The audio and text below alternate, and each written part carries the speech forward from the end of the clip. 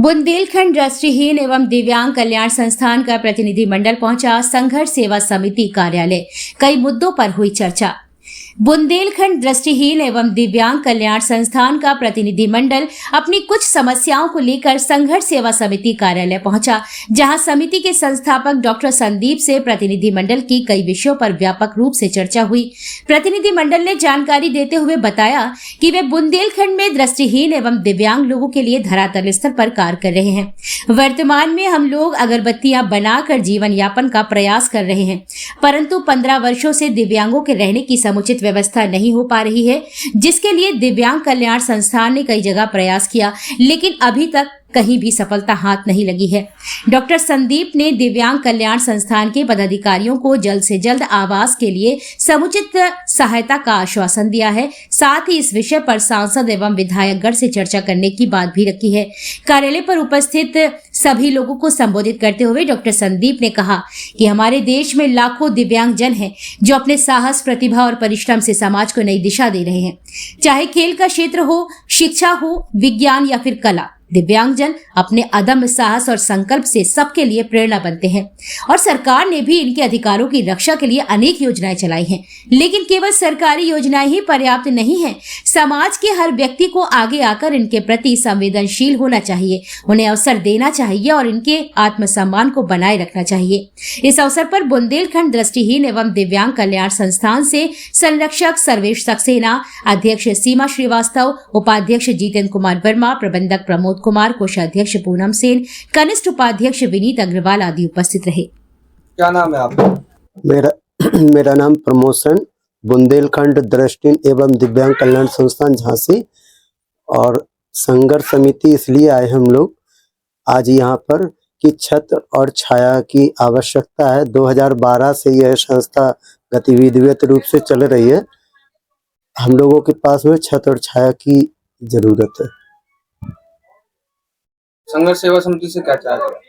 Sir, हम ये चाहते हैं कि हम लोगों के लिए आवास की आवश्यकता है, जो कि हमारा हॉस्टल चल सके और वहाँ पर रह करके हम लोग कुछ कार्य कर सके इन लोगों के जीवन यापन करने के लिए, जीवन यापन। झांसी में किसी प्रतिनिधि के पास नहीं गए आप? जी गए सर। क्या बोला? उन्होंने ये बोला हो जाएगा, पर उन्होंने कुछ अभी तक जवाब नहीं दिया, ना कि कोई बात सुनी हमारी। सुनने को तैयारी नहीं होती। तो अभी कब से नहीं गया आपके पास? में कब से नहीं गया? अभी मतलब सर बोला है, उन्होंने आश्वासन दिया कुछ? 4 जनवरी 2025 को प्रोग्राम किया था एक संग्रहालय में, उसमें उनको इनवाइट किया था, तो वो तो नहीं आए थे। विधानसभा चले गए, वहाँ चले गए थे। इसके बाद उनके लड़के आए थे तो उनसे कहा था, तो कहते हम बताएंगे। अभी तक बुंदेलखंड दृष्टिहीन एवं दिव्यांग कल्याण संस्थान से आज दर्जनों लोग हमारे ऑफिस में आए हुए हैं। इनका कहना ये है कि पिछले कई वर्ष से, यानी करीब 2012 से बता रहे हैं आप, ये अपन संस्था इन्होंने कर ली थी और उसके बाद लगातार इनके रहने की व्यवस्था सही तरीके से नहीं है और ये सब लोग परेशान हैं। जबकि ये अपना जीवन यापन धूप बत्ती और अगरबत्ती बना के करते हैं, किसी पर डिपेंड नहीं है, ताकतवर लोग हैं। लेकिन कहीं ना कहीं हमारी समाज का भी यह गहन चिंतन का विषय है कि इनके लिए कुछ किया जाए। आपका कहना ये है कि कई माननीय लोगों के पास हम झांसी में गए, लेकिन किसी ने भी हमारा नहीं सुना। और आज संघर्ष सेवा समिति में मैं डॉक्टर संदीप सराव के पास इसलिए ये लोग आए हुए हैं कि कुछ न कुछ अच्छा हो जाए।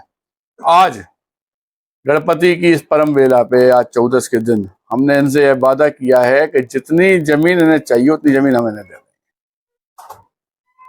लेकिन माननीय हमारे जो योगी मोदी जी का जो संकल्प है कि कोई भी आदमी दुखी न रहे, उसको देखते हुए एक लेटर हम माननीय अपने बड़े भाई रवि शर्मा जी को, एक लेटर माननीय अपने बड़े भाई साहब अनुराग शर्मा जी सांसद जी को, और एक लेटर हम अपने जिलाधिकारी जी को लिख रहे हैं कि उन लोगों से क्या सहयोग इसमें हो सकता है। कमरा बनाने के लिए हो सकता है, मकान बनाने के लिए हो सकता है, या सरकारी जमीन भी अलॉट हो सकती है।